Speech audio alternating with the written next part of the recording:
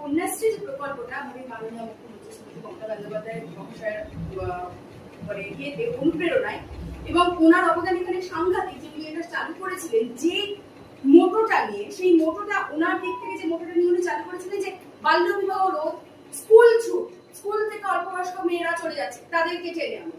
আমরা প্রত্যেক মুহূর্তে এটা দেখেছি যে স্কুল ছুট সাংঘাতিকভাবে বেড়ে যায় একটা বয়সের পরে, বিশেষত মেয়েরা, কেননা বাড়ি থেকে বা বিভিন্ন সমাজের চাপে বলতে পারো যে বারবার করে একটা বয়সের পর আর করতে হবে।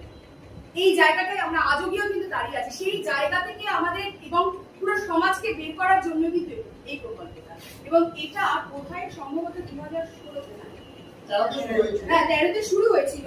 আর এই যে ইউনেস্কো যে সমাজ কল্যাণকর প্রকল্প হিসাবে এটা বিশ্বের নাম্বার 1 প্রকল্প, দ্য ফার্স্ট পজিশন নিয়েছে। তার প্রধান কারণ সমাজ ব্যবস্থা বাঁচতে পারে না কোনো সবাই একসাথে যদি আমরা ভালো না থাকি।